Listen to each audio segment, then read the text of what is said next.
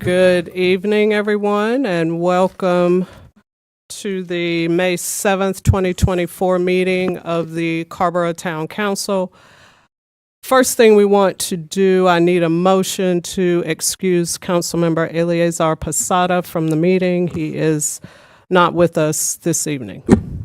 So moved. Seconded. Thank you. It's been moved and properly seconded. All in favor, please say aye. Aye. Any opposed? Motion carries 5-0.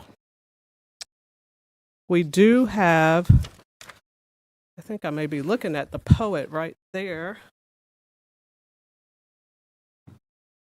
All over the place. A lot going on. So we do have a guest poet tonight, and we welcome him. His name is Gideon Young.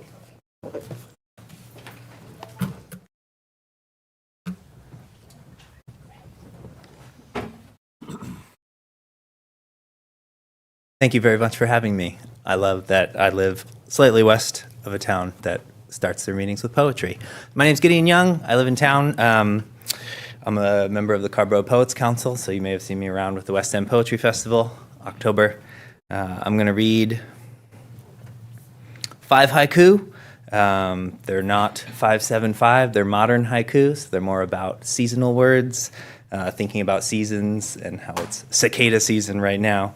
But I'm going to start with winter flute and then go spring, summer, fall, winter, spring haiku, and then end with some summer flute.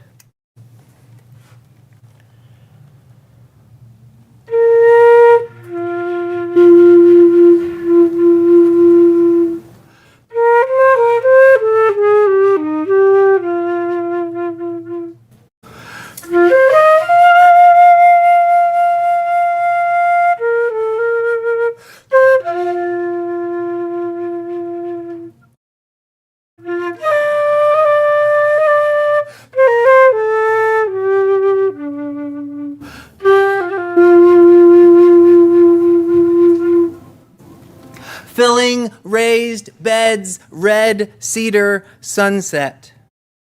Filling raised beds, red cedar sunset. Lawn mowed, this wrinkled plum, dark and cold. Lawn mowed, this wrinkled plum, dark and cold. A monarch lands on the blue striped sleeve of a black reenactor. A monarch lands on the blue striped sleeve of a black reenactor. Home for the funeral, that same blue frisbee still on their roof.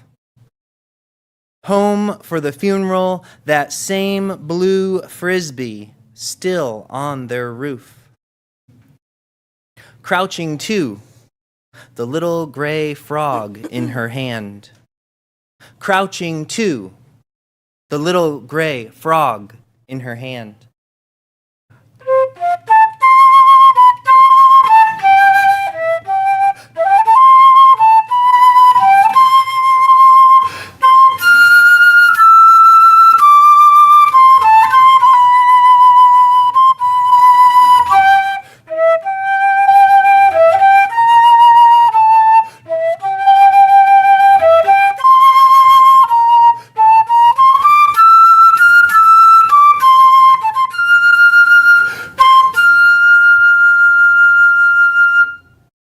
Thanks, y'all. Thank you so much. Wow. You put a new spin on the poetry reading. You better do it. Thank you. Spin it right around. Thank you so much.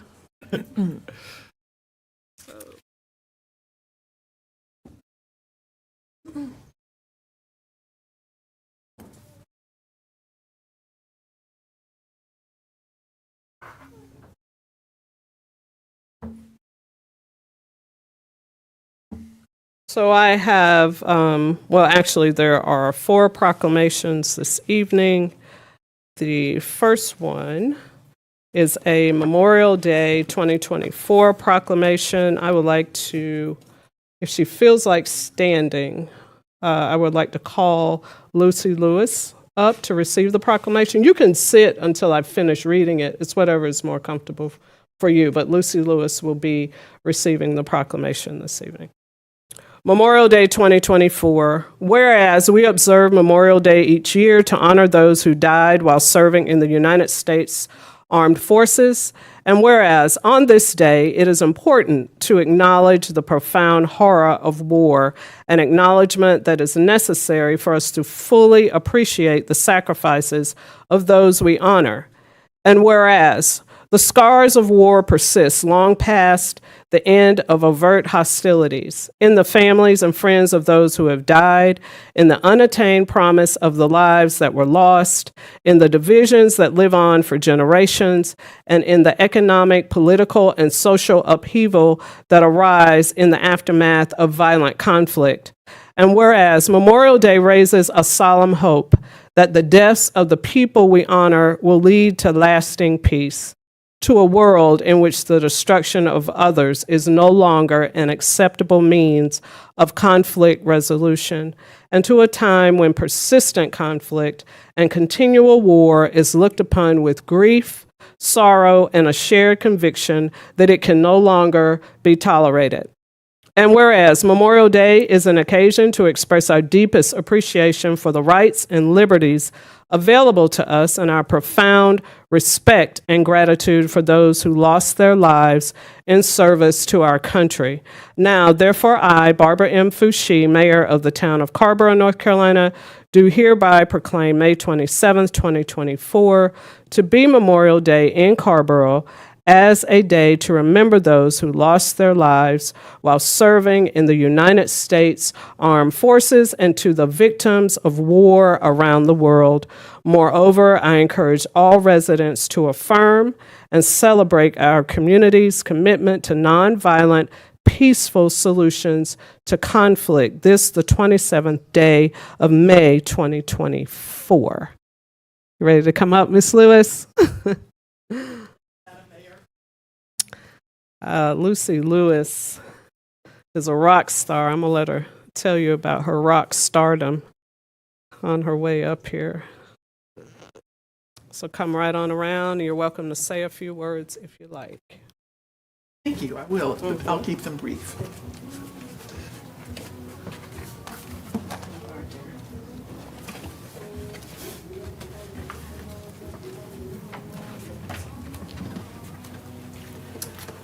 Good evening, Mayor, members of the council, Girl Scouts, and community members.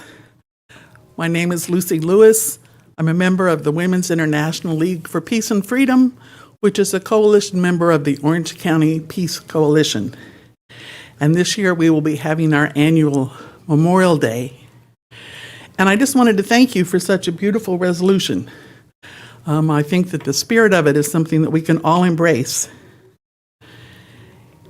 At a time when there's war in Ukraine, in Gaza, in the Congo, in Haiti, and so many places in the world, we need to find a different way of working for peace. So we'd like to invite the council and all those who are present to join us this Monday, May 27th, which is Memorial Day, at a program at Extraordinary Ventures on Elliott Road. Our keynote speaker will be Matthew Ho, who, after tours of duty in both Iran and Afghanistan, became the first U.S. State Department official to resign his post in protest over the Afghan war. He's now a journalist. He most recently presented a briefing to the UN Security Council on threats to international peace and security. We'll also be hearing from Dr. Mark Perlmutter, the head of the American Association of Surgeons, who's recently returned from Gaza, and he lives in Rocky Mount, North Carolina, as well as songs by the Raging Grannies. So thank you again for a very meaningful resolution. If any of you are present, we will ask you to read it. If not, one of us will read it on your behalf. And thank you for your time this evening.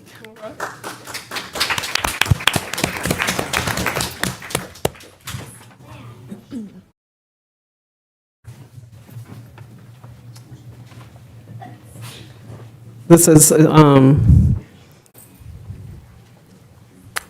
The next proclamation to be read will be brought forth by Councilmember Jason Merrill. And thank you, Girl Scouts Troop 1874, for visiting with us this evening. We'll let them go ahead and exit. Thank you so much.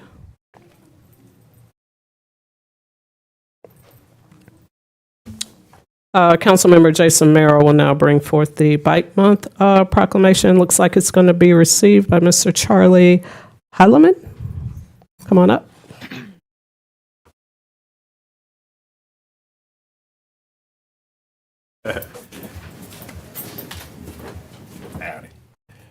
As the resident bike nerd, it is my great honor to read this proclamation and get over my fear of the microphone in the process. So, all right. Whereas National Bike Month is a reminder that biking can be added to many people's transportation routines, especially considering that 28% of all trips are a mile or shorter and 40% of all trips are 2 miles or shorter, according to the National Household Travel Survey. And whereas transportation is now the leading source of greenhouse gas emissions in North Carolina, and biking is an easy way for people to reduce their carbon footprint and advance the town's climate action goals by avoiding the use of single occupancy vehicles and reducing reliance on non-renewable resources for transportation. And whereas high-quality bicycle facilities, together with pedestrian infrastructure and public transit, can help communities achieve equity goals by expanding the availability of transportation alternatives that are less costly and more accessible for more people. And whereas National Bike Month is also an opportunity to experience the joys and health benefits of biking, to get outside during the spring season, and to see and experience the community at a different scale and pace.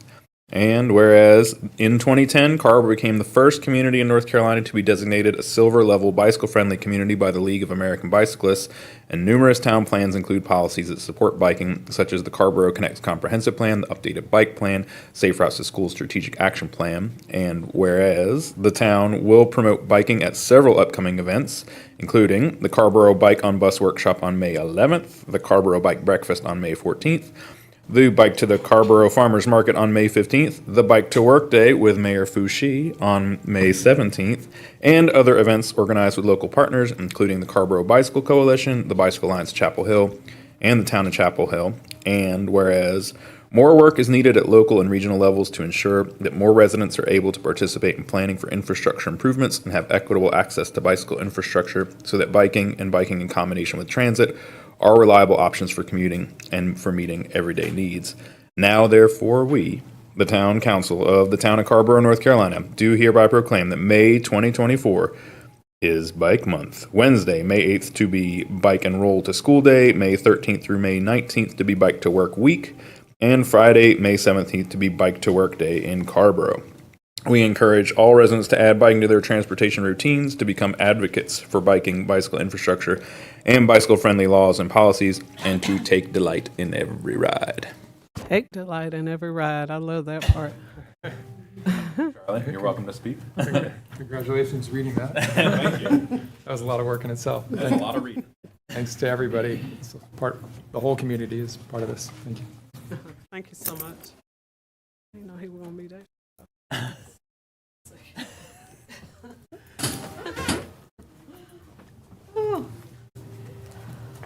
Back to me. I would like to call up our police chief, Chris Atack, for the Police Week proclamation. Welcome, Chief Atack, in all his finery with the badge, and Got my nice clothes on. he got a nice clothes on tonight. Police Week.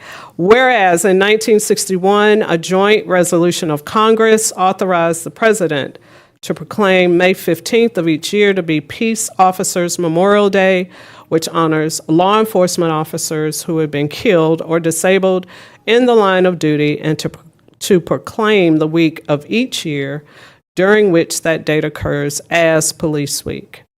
And whereas employees in the Carrboro Police Department provide a vital public service by acting as first responders in emergency and crisis situations, by investigating and solving crimes, by offering a variety of community services to individuals, local businesses, and community organizations and agencies, and by participating in ongoing training to stay up to date on current policing techniques, to achieve the department's bias-free policing goals and to provide community services in a fair and professional manner. And whereas in calendar 2023, the police department handled more than 17,000 calls for service and hosted 37 community events, including National Night Out, neighborhood meetings, job fairs, the department's prescription drug drop-off events, and more. And whereas in 2023, the police department recorded 13 uses of naloxone to reverse opioid overdoses. And in 2015 was the first law enforcement agency in North Carolina to use this life-saving tool. And whereas employees in the police department attended over 3,200 hours of training, 3 officers completed crisis intervention training, 1 officer retired, and 4 new officers were hired.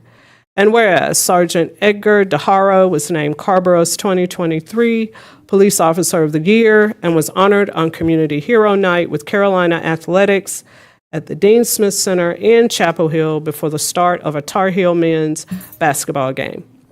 And whereas in the 2022 Carrboro Community Survey, the police department was among the major categories of town services that had the highest levels of satisfaction. And now, therefore, I, Barbara M. Foushee, Mayor of the town of Carrboro, North Carolina, do hereby proclaim the week of May 12th through May 18th to be Police Week in Carrboro. I encourage residents to share their gratitude with the officers and other professionals in the police department for promoting the safety of Carrboro's residents and visitors, and to understand the duties and responsibilities of these essential employees and the risk they often must face to help make Carrboro a safe and welcoming place to live this, the 7th day of May 2024. Chief ATAC. Are you right there? Thank you, Mayor, council members. I just want to say I have an attitude of gratitude. I appreciate the support. I feel very lucky to get up in the morning and work in a community like this. So we were tragically reminded last week with the incident in Charlotte about the hazards that law enforcement officers face. An unknown fact, a little known fact at this point, our police department in 2006 arrested the same person here in Carrboro with 2 loaded firearms. So that tells you that there is an inherent risk in this job that may not even be seen. And it kind of underscores the hazards and the reality of this work and the importance. So I work with some great folks. I'm grateful for that. And I appreciate the support, Mayor and Council. So thank you very much. Thank you, Chief ATAC.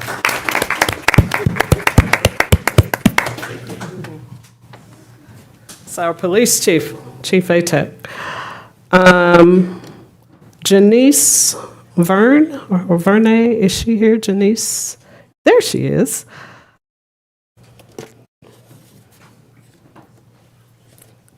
Let's see. There's a lot going on. Today's been one of those days, but we're here and we're going to continue to do it. And welcome as I bring forth the proclamation raising awareness regarding period poverty and recognizing Period Poverty Awareness Week. Whereas approximately half of the population will have a period every month for decades of their lives. Whereas period supplies are a necessary product each month for millions of people across the country.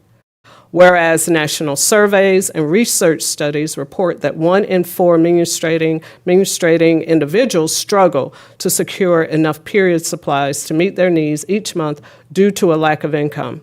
Whereas this lack of period supplies, known as period poverty, can adversely affect the health and well-being of menstruators. Whereas national surveys also report that 1 in 5 menstruating individuals miss work or school due to lacking a sufficient amount of period supplies. Whereas period poverty exacerbates the vicious cycle of poverty by forcing menstruators to withdraw from daily life, losing pay, or missing educational opportunities.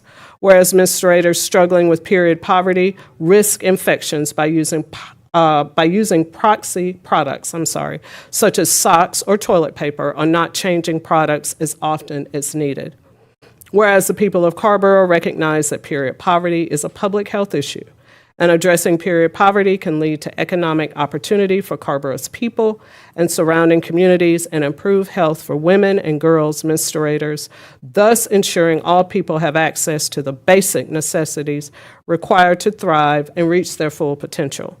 And whereas Carrboro is proud to be home to trusted community-based organizations, including Period Power, a program of the Diaper Bank of North Carolina that recognize the importance of period products in ensuring health and providing economic stability, and thus distribute period products through various channels.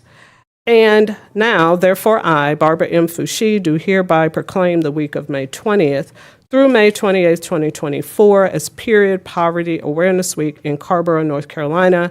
I give gratitude to the aforementioned period supply banks, their staff, volunteers, and donors for their service.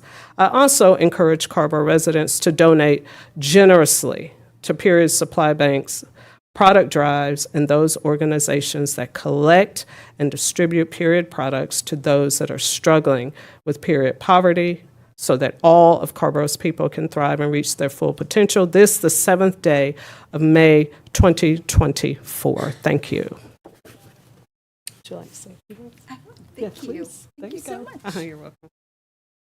Good evening, everybody. My name is Janice Fern. I am the Chief Operating Officer for the Diaper Bank of North Carolina. I want to thank the mayor and the council for this resolution. And we appreciate everything that the town of Carrboro does to support our work in many different ways. Period poverty, though, this is an issue that is a growing need for folks, of course, in Carrboro and beyond. It wasn't mentioned in the proclamation, but there are no government-funded programs that provide help with period products. They're not even exempt from sales tax here in North Carolina because they're classed as luxury items rather than as household essentials. And they are very much a barrier to work and education. And like the resolution says, definitely contribute to that cycle of poverty. So thank you all very much for this recognition. We will be in Raleigh during Period Poverty Awareness Week to lobby for universal access to period products in public schools in North Carolina. So if anybody would like to join us for that, we would love to have you. But thank you so much.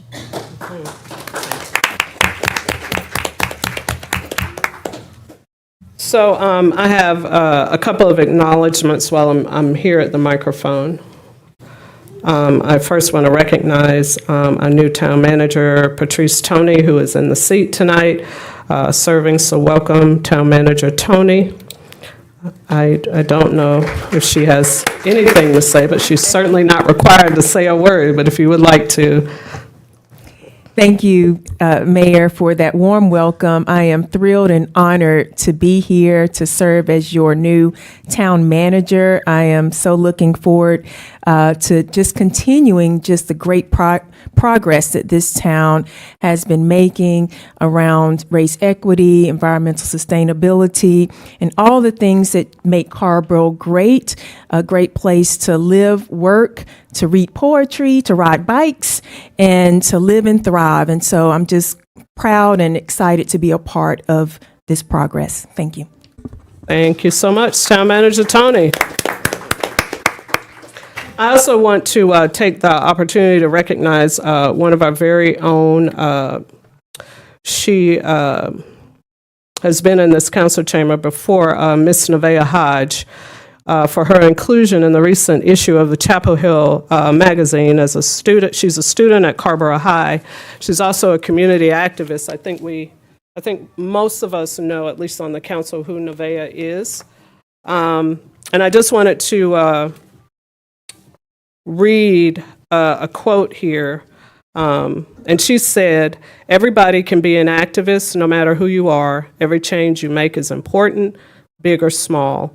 It's important to have self-confidence and believe in yourself, and remember that you can do anything that you put your mind to." This is from Miss Nevaeh Hodge. She is a student at Carrboro High School. She will be graduating next month and going off to college, and she is also on our Carrboro Youth Advisory Board. And so just really excited. The article is in the women's issue. So if anyone's interested in seeing that.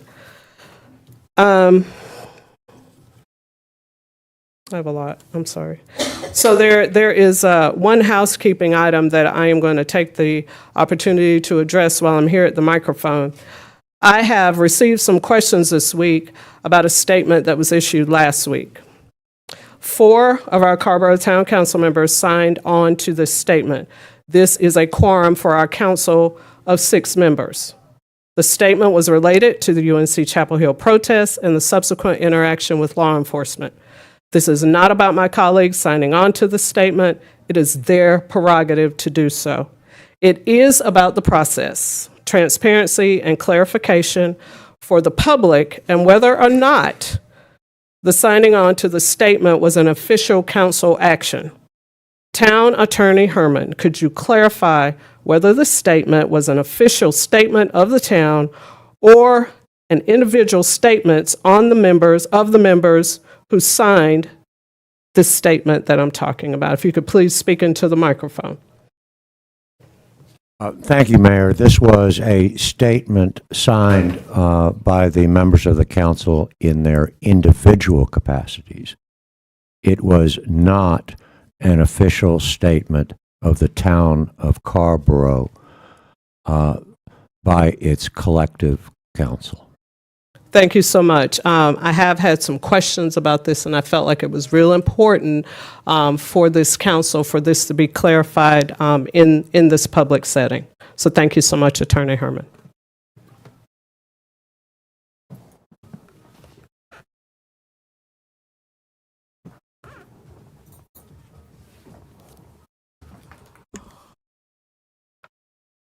Announcement of upcoming meetings from our town clerk, Lamar Joyner. Thank you. So if I may, I'd like to read out the list of meetings that will occur in the next week. There's an Economic Sustainability Commission meeting, which is May the 8th from 6 to 7:30 p.m.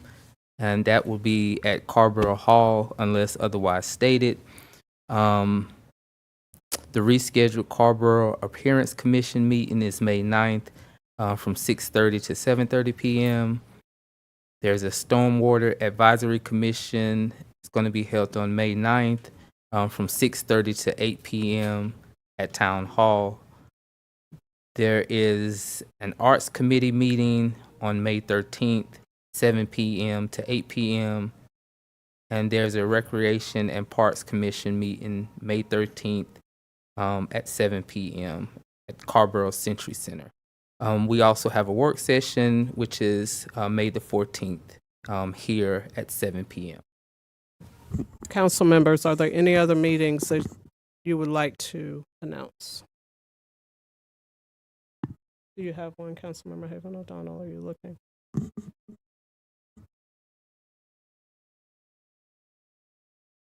Oh, that's the school district. Yeah, so don't worry about it. You good? Not for council. Okay. Thank you so much. So we are down to public comment. I have one person signed up to speak. Actually, I have 2. I have Karen Dunn and Chris Shore.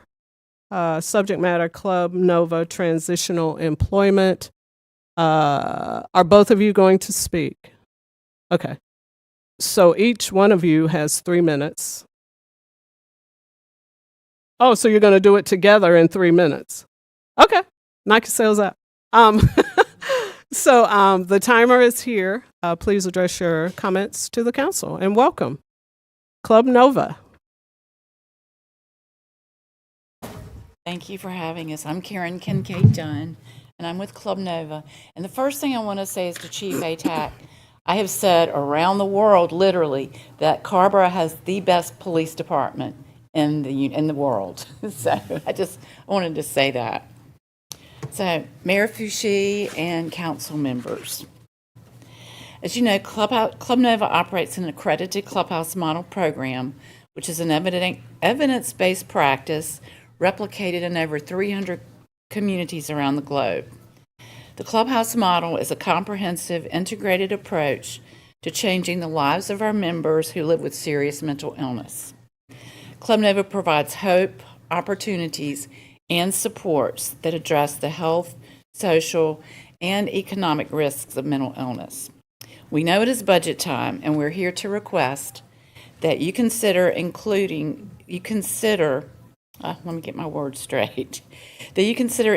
funding to reinstate Club Nova's transitional employment placement with the town of Carrboro. This was such an important placement opportunity for Club Nova and its members. The town of Carrboro was a highly valued employer for our program. It was the onset of the pandemic when our placement in the planning department was placed on pause. In order to give you an idea of what it would cost, we offer the following range of cost of one position for 15 hours a week. At $12 an hour, it would be roughly $9,400. At $15 an hour, it will be roughly $11,700, and $18 per hour would be approximately $14,000 annually. We ask that you consider our request.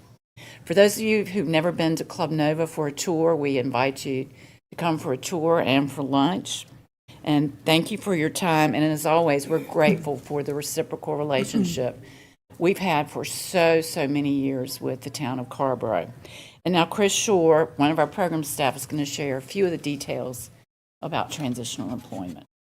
So the process that would follow with transitional employment is that a Club Nova staff would come in and be trained on that position, and then the clubhouse staff would go back to the clubhouse, just see of the, like, kind of screen it and see if it fits with our model.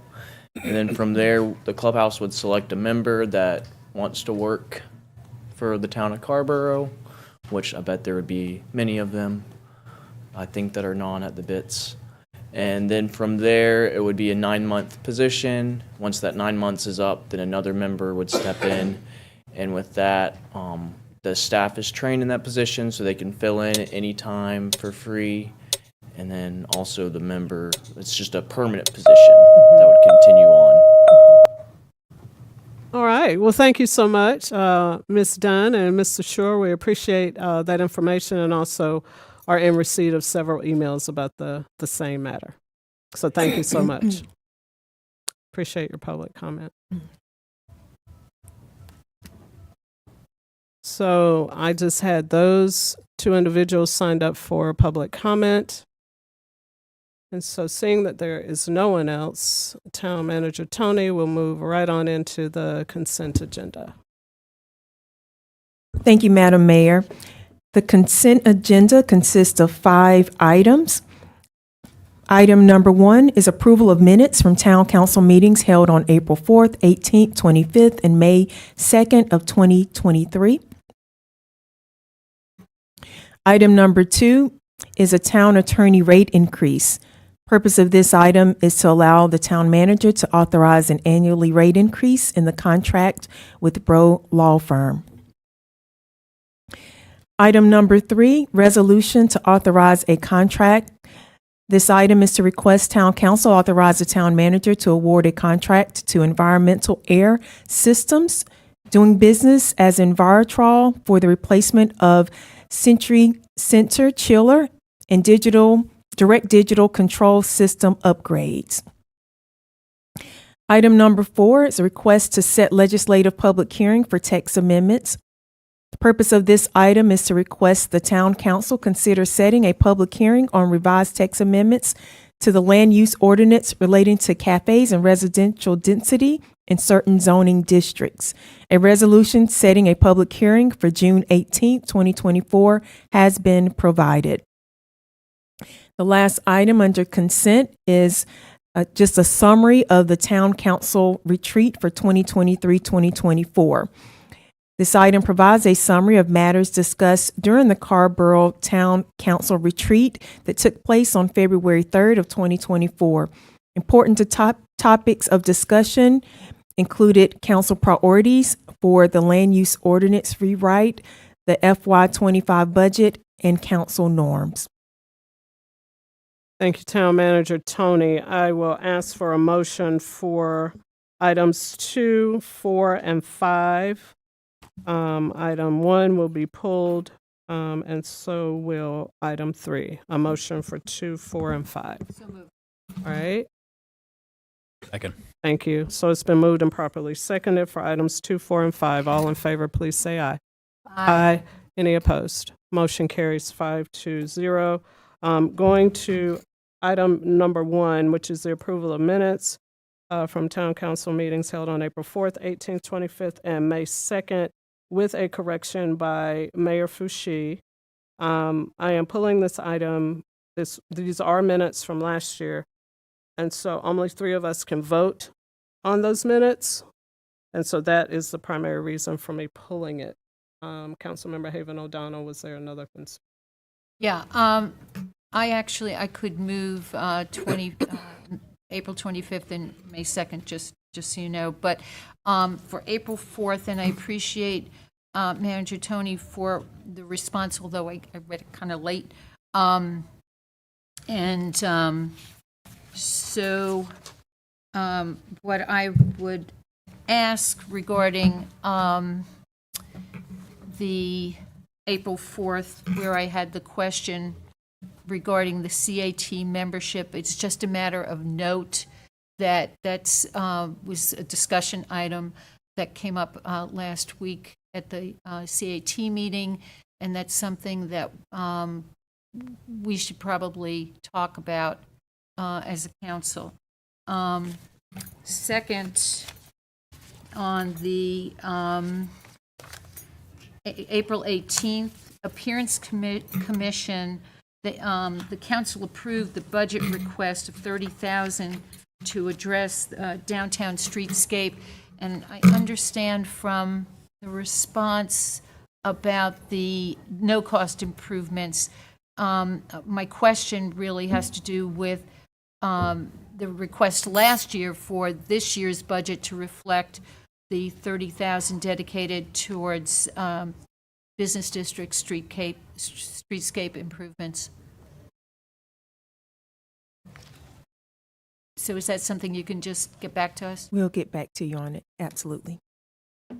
And with that, I had one other question that I asked in a second email that, no, it's not a consent agenda item. I don't think. Century Center, is that? This consent agenda, you're talking about number 3? Yeah, so on number 3, my question is, I didn't see any information on who is burdened regarding airborne particulate matter. If dust is being released indoor, and I know that the construction workers will be covered, they will have their gear on, but I want to know what information can the construction people give us as far as what is released externally. There's a bunch of restaurants. People are eating outdoors at Weaver Street. So, yeah, I'd like some update on that. Thank you. Okay, so you want that added to the current response. There was a response there, but you want that added to the response. Is that correct? Yes. Okay. Madam Mayor, does that mean we need to bring this one back at a subsequent meeting if we need to add to it?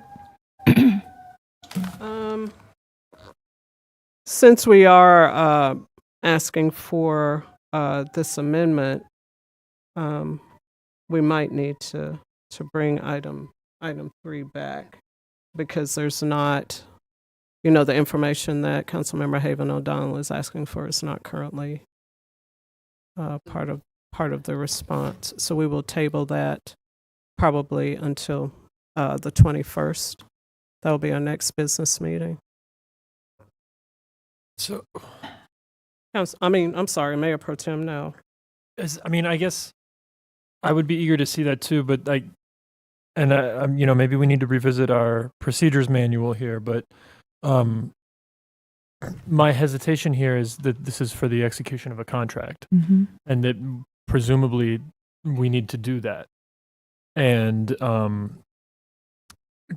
I'm not I'm not incurious about that benefit or that burden at all to the surrounding restaurants.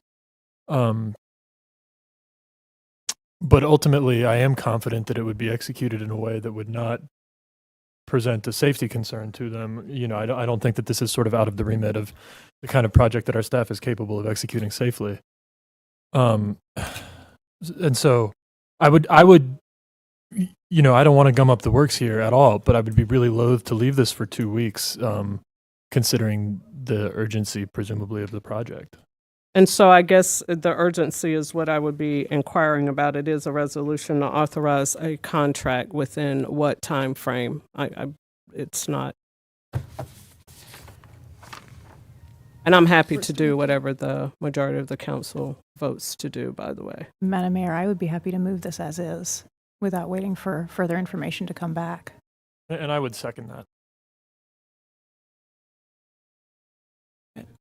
So we have a motion on the floor, and we also have a second, but there is still, you know, this information that wants to be added to this item that cannot be dismissed. So is it or is it not time sensitive? Mayor, the Public Works Director, Deputy Director, can he make some comments? Thank you for coming up. Mm-hmm.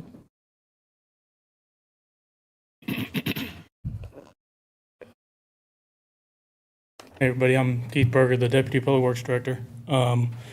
So the hope with this contract is we're going to start with replacing the controls first, and then in the wintertime we're going to change out the chiller. We've already procured the chiller, so it's been on site for about 7-8 months now. So we're hoping to start this along and get the controls work done before it gets into summer. Come by July, the controls that we currently have, our contract will run out with them, so we're hoping to get this swapped over before July. That way we don't have to start a new contract. And so this does sound time sensitive as it relates to getting it done before it gets too hot. Is that what I'm hearing from you, to just kind of get this in motion? Yes. Okay, and so we do have a motion and a second on the floor. Councilmember Haven O'Donnell. Yeah, I don't know enough about, chiller replacements, but I do know that there are concerns when you're putting in a device like that and you're creating that dust. That what I don't know is if there's PFAS, PFOA particulates that are connected, or anything else that might be injurious when it hits the air. So all of that is a self-contained unit, so none of that touches the water system, the public water supply system. I'm not talking water. I'm talking airborne. Yes. PFAS, PFOA is airborne. Yeah, and so all of that, everything will be recovered into tanks before it's not just going to be released into the air. So all the refrigerant, all the water, all that will be actually captured in a tank and processed properly. None of that will just be like, just cutting a pipe and letting it run everywhere. EPA, all those regulations require that happens whenever that, is decommissioned. And so there's not a ton of actual, when I think of dust or particulates, I think of, going out here and cutting concrete, and there's, dust in the air, visible particulates. There's not any of that going on this project. It will be decommissioning, pulling everything down, kind of disposing of all the contaminants, correctly, and lifting the water-chilled cooler off the roof and setting a new one on. I hope that kind of answers a little bit of your questions. Well, not really, because PFAS, PFOA that is airborne, and I went to a webinar on this just last week with some EPA folks. It's smaller than 4 micrograms. You wouldn't see it. We don't see it. I just would like to be sure that our contract, reflects an understanding that this is something we want to have monitored. And I don't know whether that's how that can be included, but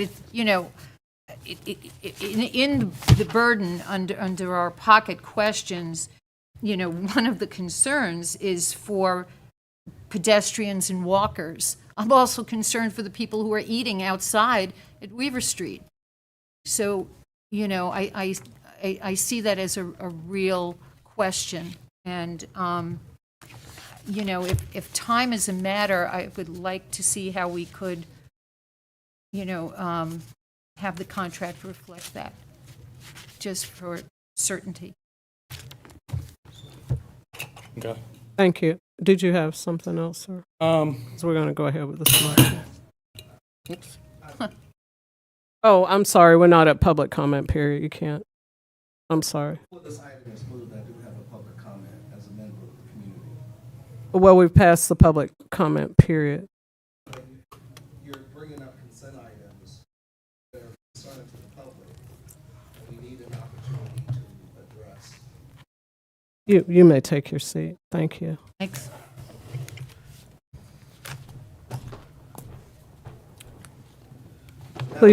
Please state your name and where you're hailing from, sir. So my name is Chris Mosley. At the risk of creating a diversion from the protocol for the council, I do have a few comments. I've come to council members' meetings on occasion because I'm a concerned citizen. And if you're going to have consent agenda items that are going to pass with public monies, the public should have an opportunity to weigh in on them. For example, the item about the town attorney rate increase. I think we got a very capable town attorney, but the community deserves an opportunity to know exactly how much are we paying. So if the town council has that information, it should be part of the consent agenda. But that's not the reason why I came up. Mr. Joyner, please make sure that the 3 minutes are running. I think we've lost some time here. I'm sorry. I should have told you that at the beginning. Go ahead, Mr. Mosley. Okay. Secondly, and I'm going to close on this. Oh, okay. Madam Mayor, do you want to continue? You're welcome to finish. I'm trying to, but you're finish your comments. You're making comment as I'm trying to communicate to the council, and that's disrupting my 3 minutes. What I wanted to say regarding the chiller issue is I have been in hospital administration for 25 years, okay? And if this council is going to repeatedly second guess the experts who are bringing these items, there should be some mechanism in the town council protocol for that discussion to occur before these public sessions. To me, this is a time-sensitive item. The assistant director has communicated that this can be deinstalled, reinstalled. I have worked with teams that have installed multi-million-dollar chillers and boilers in hospitals, and we've never had this type of rhetorical dialogue about the significance, because there are time-sensitive things that need to be addressed. So I'm going to stop there, and I apologize if I'm out of order, but when you have a consent agenda and you've got money associated with it, as a member of the public, I feel respectfully that we should know a little bit more detail about the amount of the rate increases. And it seems to me at times that the council is at odds with itself in terms of these kind of issues that should be addressed before they come to a public meeting, in staff reports, etc. Thank you. Thank you, Mr. Mosley. There is a motion on the floor and a second for the resolution to authorize a contract. Are we ready for the question for this item? All in favor, please say aye. Aye. Any opposed? Motion carries 5-0. I want to go back up to the approval of the minutes, April 4th, 18th, and 25th, and May 2nd, 2023. As I stated earlier, only 3 of us are able to vote for these minutes. and not council members Frey and Merrill. So could I get a motion to move this set of minutes, please? So moved. Thank you, Mayor Pro Tem Nowell, and a second? Second. All right, all in favor for the three of us, please say aye. Aye. Any opposed? Motion carries 3-0, and I thank you. Also thank Mr. Mosley for his comment, and Town Manager Tony. Moving on to other matters. Thank you, Madam Mayor. For other matters, we have a report on Carrboro Connect's comprehensive plan implementation and schedule for land use ordinance update. This presentation will be done by Trish McGuire, our planning director. She will report on the status of the comprehensive plan implementation. You can come on up. And other priorities, including the anticipated scope and general schedule for updating the town's land use regulations.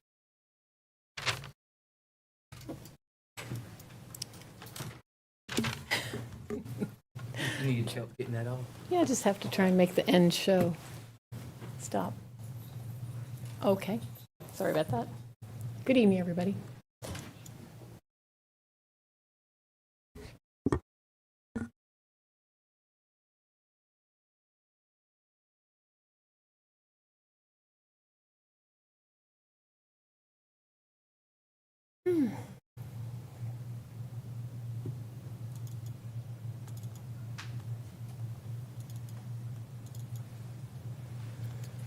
Sorry for that delay.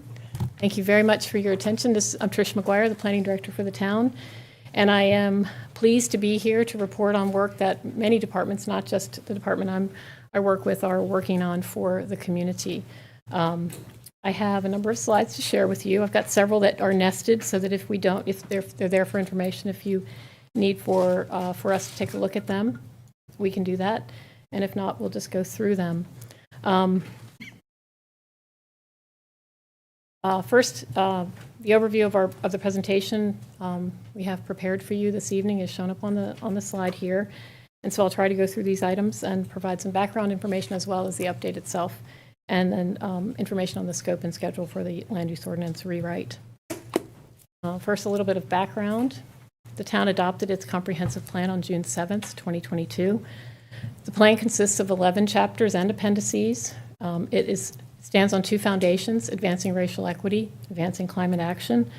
And the plan informs the community and the staff of our vision, goals, and strategies for Carrboro through the year 2042. It also informs the town's annual budget, and it affects how we go about our business every day. The plan's adoption on June 7th, 2022 preceded only slightly the adoption of the fiscal year 23 budget, and it did inform that budget year primarily with the inclusion of the fleet study project.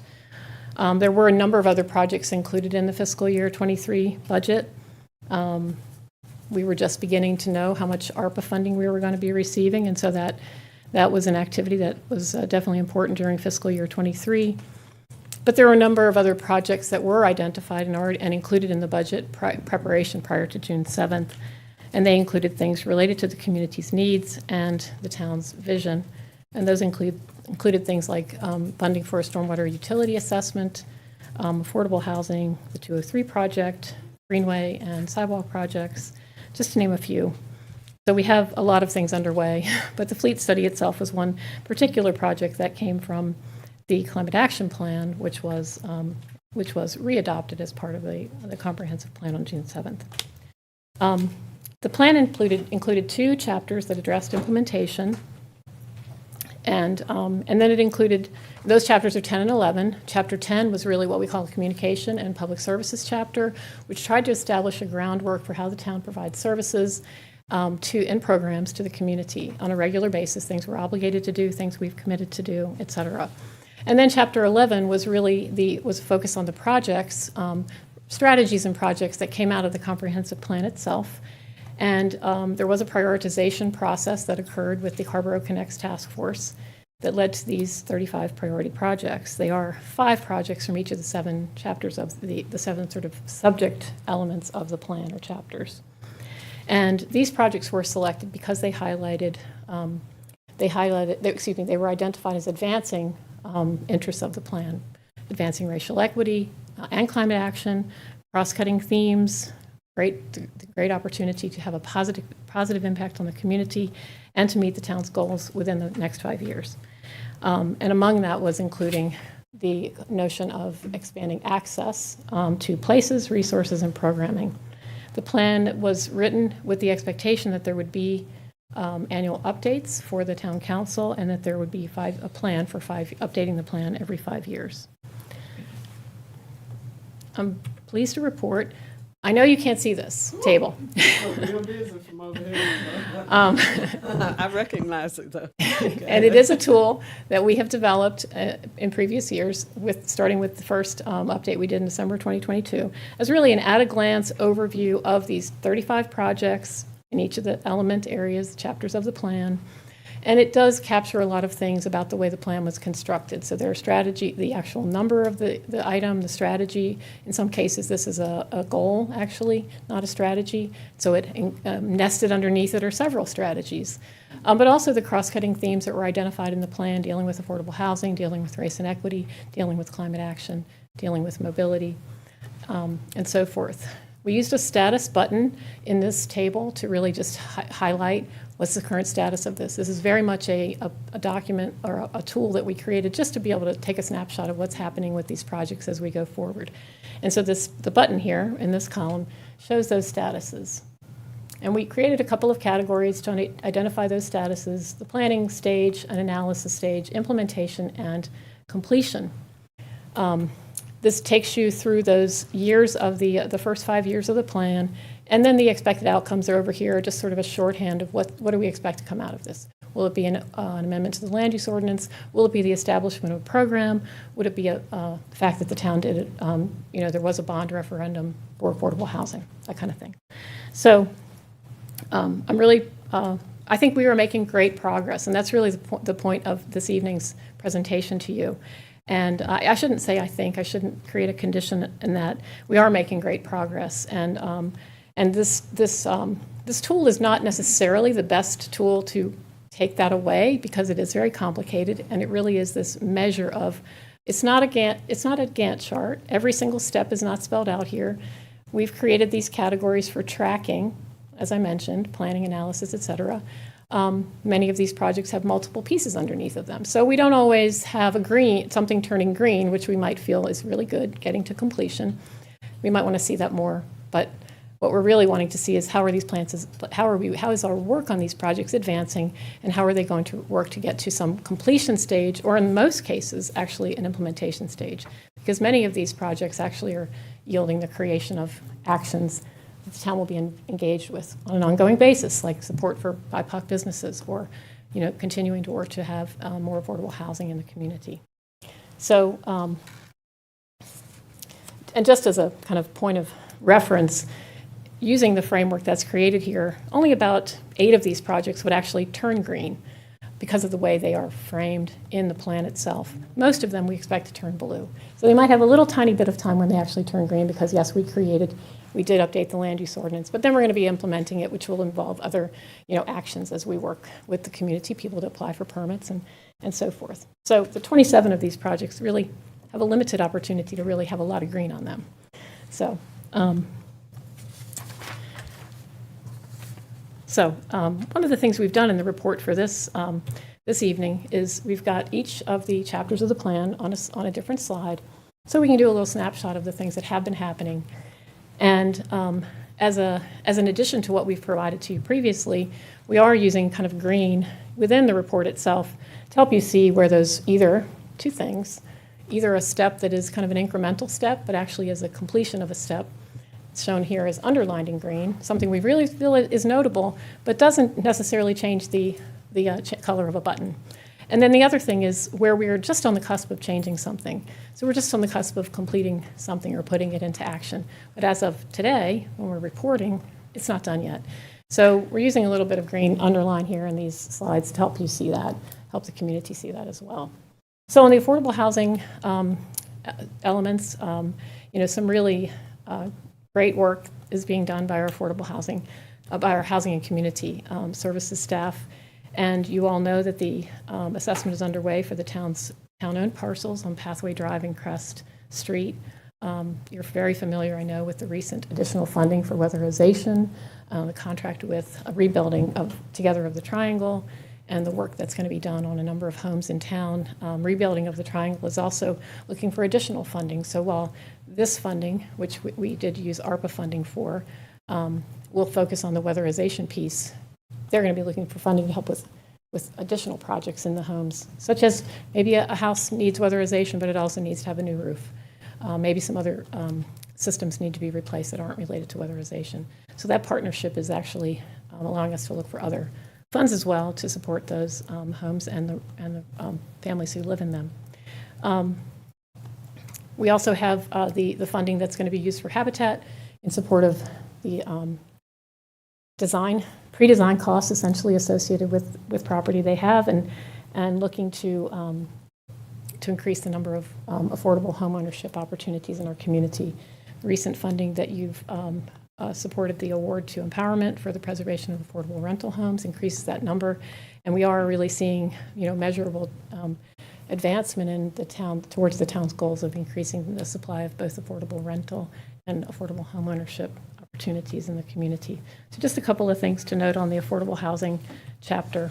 The climate action and environment chapter is shown here. And I didn't mention too, I'll just go back just so you can see. So we did show that these are snapshots of those buttons for both the September report and the May report. So you can see how the stages, which start with planning, go to analysis, then shift to implementation, and then completion. How we're seeing some progression here of these projects changing as we proceed. So climate action and environment, and similar to this, what you've just heard, we are just about to have a project that actually will result in us changing a button to green, and that is launching the Energy Efficiency Revolving Loan Fund, which was a rewrite of that program to incorporate elements of the WISE program into the Revolving Loan Fund, and we'll be launching that in just a few weeks. So we'll actually have a button that will change to green as a result, but not as of today. I think you're aware from reports that you've heard about or other council manager updates about the work we're doing to seek collaboration and look for funding that has come through the Inflation Reduction Act and other sources of funding, and we're working in partnership with our local jurisdictions here in Orange County and the region to pursue those funding opportunities. And our environmental sustainability staff are just about to get in the next fiscal year underway with the rental housing task force to help with work that's identified in the climate action plan and intersects with several of the strategies specifically called out in the comp plan to work on trying to improve the energy efficiency in rental housing in our community, which of course is a large proportion of homes here for families in Carrboro. A big win is the completion of the fleet study. As I said, that was funded in fiscal year 23. And that project is complete this year, and it's informing the fiscal year 25 budget preparation as we speak. And so we are expecting that you'll see that those recommendations include purchasing the town's first electric battery car and other changes to the fleet as a result of the information we got from that fleet study. It wasn't a priority project, but it is our advancement of work under the comprehensive plan, and something, again, that came out of the climate action plan as well. Transportation and mobility, Chapter 5. We actually have lots going on here. This is just a snapshot. Just a few things to note. Not a lot of change on the color scheme over here, but we've got a lot of projects underway, so we will be seeing those things change relatively soon. Under strategy point 2.2, which is a kind of a bundle of things related to bicycle improvements in town, the Jones Ferry Road resurfacing project is going to be occurring this summer. It's an NCDOT project, and we've been working for about a year to get a westbound buffered bike lane included in that project. It did involve the reshaping of the median, so many people have seen that project or experienced it in other ways, just traveling along the roadway there. As you've heard recently, as well, the submittal of projects for the regional flexible funding, regional flexible funding, which included us bundling several bike plan projects to move forward. So that'll be another element of kind of turning items green in relatively short order. And we've gotten design underway for an ARPA-funded project to improve pedestrian safety up at McDougall School, as well as at Homestead Road, where you cross over from Claremont South to Claremont. And then we've got a couple of text amendments that were in the Transportation and Mobility chapter, which have been completed. Parking maximums, we have done that for residential, so it doesn't change it completely green, because it's bundled with some other items in the comp plan itself, but it is a bit of a green that shows up on the table. And then the Complete Streets text amendment as well. And I'm sorry, I'm covering up chapter 6 on this slide. So this is green stormwater infrastructure, water, energy, a big chapter, lots of stuff going on in this chapter of the comp plan.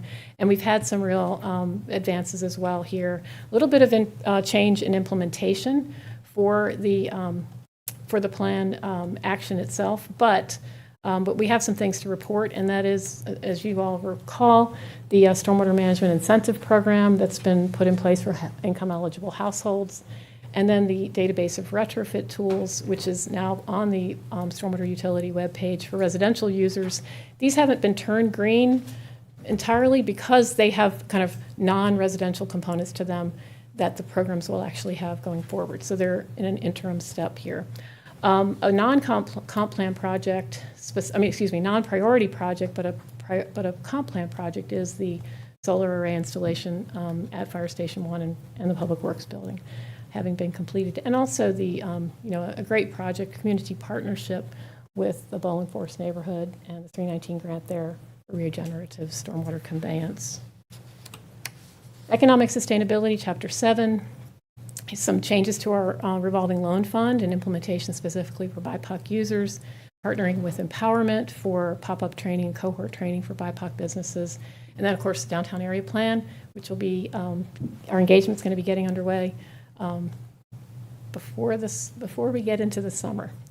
So, as well as things like parking enforcement, the paid parking policy, and wayfinding information you all heard about relatively recently. The 203 project is also under Chapter 7, and obviously it's quite a large project here in Carrboro, so, and it is scheduled still to open in fall of 2024. Then a couple of other things we're working on that John is working on. John and his big department are working on as far as with Chapel Hill Tourism brochure, updating a brochure on Carrboro. Can I ask you something before you move away from the slide? I'm sorry, I know you're Sure. trying to complete the slides first. For the 203 project, I know one time we talked about the opening during the summer. So now we're talking about the fall. Is it clear, how early in the fall or how late? Or I know it's might still be kind of hard, and I don't want to hold this up, but that's just a question that I have. Maybe communicate it back through Sure. the town manager or something. A really short answer, I would say, is that the CO is expected on schedule in the, late summer's not till September, right, technically, Right. but to sometime before December. No, it's going to be in the summer. Summer. That's the expectation right now as of last Friday. So, but the building has to, we have systems that we're going to be checking because we are going to we're not exactly doing commissioning, but we are going to be checking to see if it's performing as part of the project's project management. And then there's also, we have to schedule that with the county too. 'Cause Right. They've got moving in, there's furnishings, there's all kinds of things like that. So it's not. When it says opening here, that is, we think some opening. Fall starts on September 21st, right? So we've got a few months before we hit the winter. But anyway, I think the more detailed answer, I know Town Manager Tony would love to find that out from and Yeah, provide that so just information. let that happen like that. Thank you. But that's the update as of Friday, that the CO is still we're still expected to meet the CO target. Okay, thank you. You're welcome. Okay. Recreation, Parks, and Cultural Resources. The projects related to examining HOA owned, private-owned infrastructure, recreational facilities, and looking for opportunities for partnership there is underway by the staff and public. And I'm so sorry, forgive me. Let me slow down for a second. Recreation, Parks, and Cultural Resources. And of course, an ongoing project that really has been in implementation since the plan was adopted is our partnership with Orange County, Chapel Hill, and our communication engagement department to promote all the public park facilities, both in our community and in those of our neighbors. Working with other departments on ongoing greenway planning and implementation. And one project that has for recreation and parks that comes from the ARPA funding, and that is looking for locations for the installation of 2 murals. And their staff are working with the Arts Committee and the Rec and Parks Commission on that project. So the land use chapter 9, we have seen several projects move from planning stages into more analysis stages as we've been really, I guess, ramping up for land use ordinance rewrite and getting more people in our department. So, but the downtown area plan has been the focus this fiscal year, and as you will recall, we did go through 2 rounds of procurement for the vendor to work with us on that project, and very excited to begin working with them. And there have been some funding requests associated with other projects that are in the comp plan as well for another small area plan and for a land use ordinance rewrite. And so those are the ones that we've identified in green. They're not total turn green because they're going to be an ongoing process of, like, when is it finished? Is it finished when we begin the project? Is it finished when we end the project? But anyway, those things are in the works. The land use ordinance rewrite itself project, the policy origin for this project is one of the strategies of the comp plan, strategy 4.1, which states update the land use ordinance to be consistent with the goals of the comprehensive plan. And so we have, as I said, begun scoping the procurement process and the elements of this project with a funding request for the 24-25 budget. The overarching objectives of the project are to align the land use ordinance with the goals and strategies of Carrboro Connects, and also the community climate action plan, the bike plans, et cetera. So that package of things that were adopted for the plan. Our last land use ordinance was originally framed in 1980. It's been updated or amended many times, many times. But one of our fundamental interests here is creating a new land use ordinance that will be clearer, will be more readable, more accessible. Of course, we have the language access plan, our racial equity action plan as well, that are going to inform how we go about updating this document, this set of land use regulations, and the way it's presented and available and accessible to the community.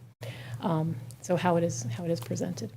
And finally, of course, ensuring compliance with the regulatory authority that the town has and the North Carolina general statutes. Related topics these are just a few notes that are of things that are in the plan itself, but there are numerous goals and strategies that intersect that actually call for updating the land use ordinance related to the elements of the plan. And an idea that we would look at our existing land use ordinance, and we check and see if there's a consistency issue and do updates if they're found to be inconsistent. But there are specific examples of things that are called out in the plan itself, and that's like affordable housing, accessory dwelling units, increasing residential density, incorporating elements or standards that can help us with environmental issues associated with climate change, urban heat island, looking at design standards for all of our streets and sidewalks so that they reduce vehicle speeds, they increase safety for the community, green stormwater management, mixed use in the downtown, activities that can strengthen the business community and business as part of the land uses that occur here in Carrboro, and increasing density along our transit corridors and nodes. We see this project as being one that will involve the community, of course, the mayor and the town council, our advisory board's staff from all departments, a consultant team that's experienced in analysis and land use regulations as well as policy drafting. We have submitted a funding request, and if it's adopted, we would see this project taking us into late 2026 for completion of all of its pieces at this time. I've got just a couple more slides, and hope you're hanging in there, but I can stop if you need a break to ask a question. Okay.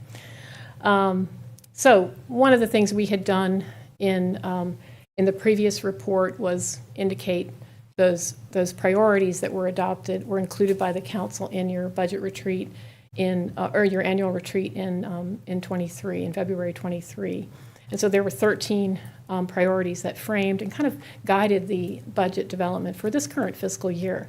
They're listed here, and we have reported in the agenda item on our progress on each of these actions as well.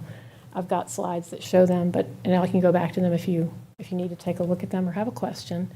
And then what my final slide is just to sort of say what to expect in the coming fiscal year. Of course, the downtown area plan, stakeholder engagement will be beginning this spring and occurring in the summer and into the fall and into next year. Launch of the updated energy efficiency revolving loan fund, the expansion of weatherization and stormwater management programs for income-eligible homeowners, pedestrian and bicycle safety improvements throughout town, the 203 project, and the land use ordinance rewrite. Thanks very much. I think that's my last slide. Thank you so much. So we're at questions and discussion. Council members, are there questions or anything you want to ask? And while you're thinking, I think I had at least. Also see here where it says the 203 project construction is approximately 55% complete. And that was probably from about 3 or 4 weeks ago when we got that A percentage. month ago, so the percentage has changed some. Yeah, we since can then. check that actual percentage. I didn't update that, forgive me. Mine was about the community safety task force. It says report received, work plan, and underway. I know that the council was in agreement for those 5 recommendations, and so I'm assuming that a bullet point means that recommendations are underway, if not some of them completed. Would I be correct to make that assumption? That is my understanding. Okay. And I sort of expected that might be a separate, more detailed report that you all would receive, so. Okay. And so would that be coming in the next fiscal year, or? Would be my expectation, but I can check the calendar. Okay, yeah, and you can just let Town Manager Tony know. That's fine. Yep. Council members, Councilmember Haven O'Donnell, and then Councilmember. Thank you, Trish. This is great. I like that grid. I really did. So yeah, Yay. if there's an updated version of that, I like it. I think it, just the way it frames it, I get what you're trying to do, and it's interesting. It really is, and it helps to see the interplay. I think that's why I like it. So you see the overlay and interplay. My question is, are there plans for how we as a council get to understand the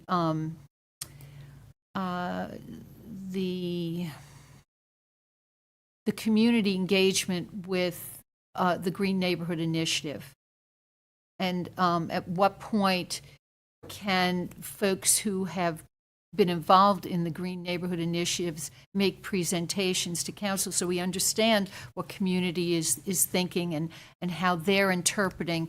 Because, as ambassadors of the comprehensive plan and, the Community Climate Action Plan, it helps us to be able to promote if we know more than those that we are, immediately involved with or know individuals.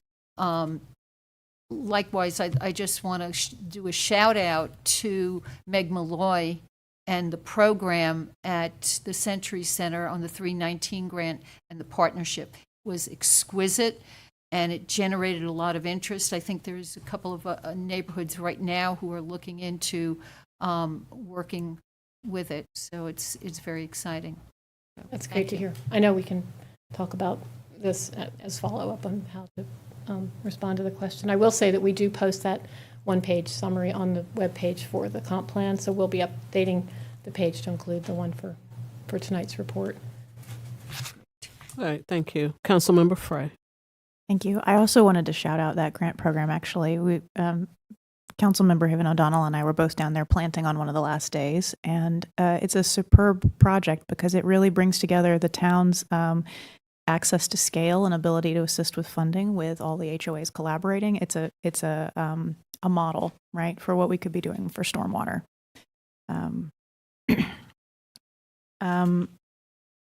I wanted to say thank you, Trish, for the very thorough update that you gave us on the LUO rewrite, not just in your slides, but also in the packet.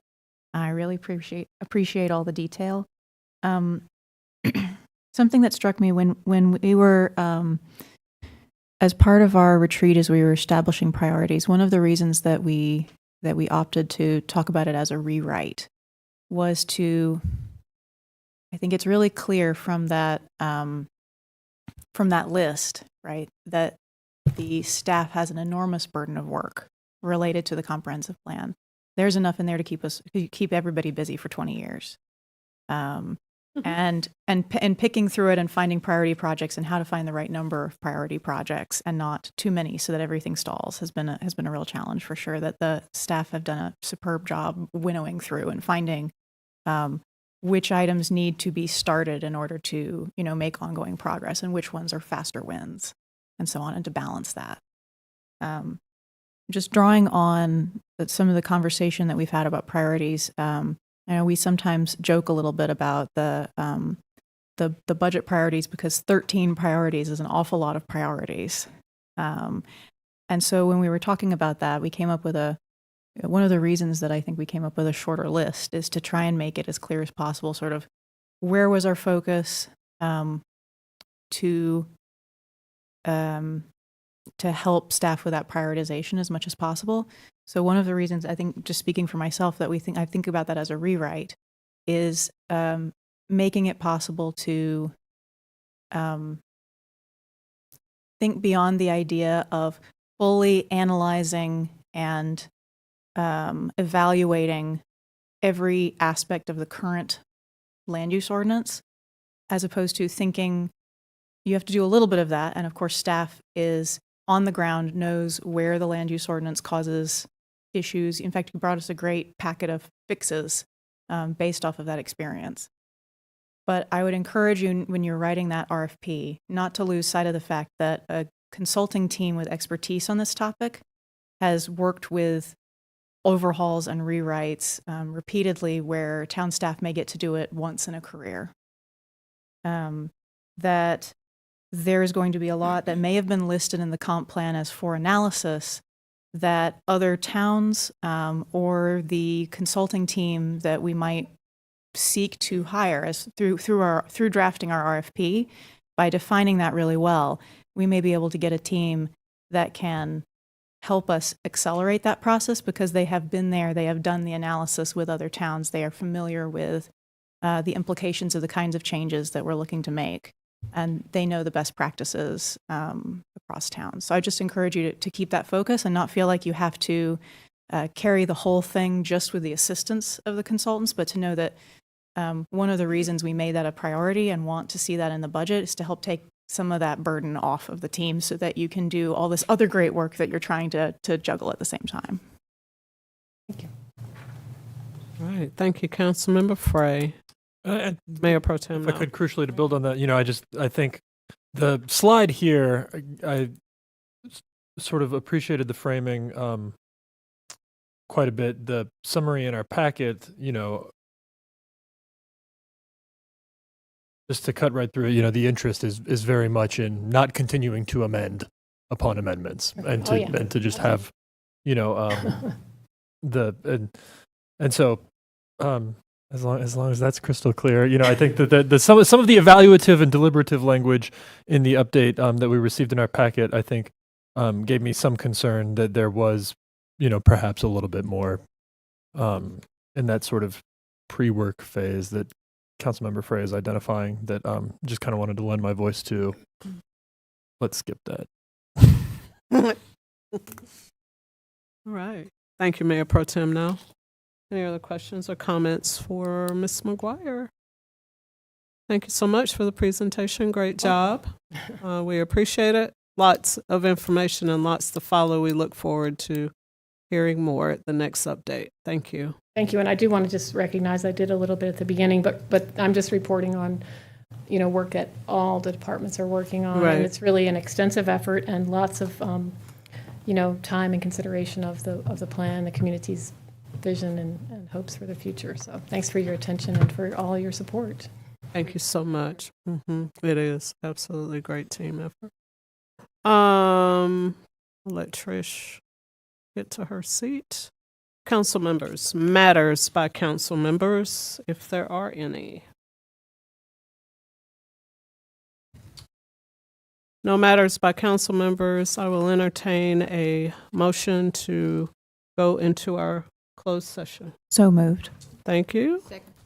All right, it's been moved and properly seconded that we will go into our closed session. All in favor, please say aye. Aye. Any opposed? Motion carries 5-0. So we'll just wait until everyone.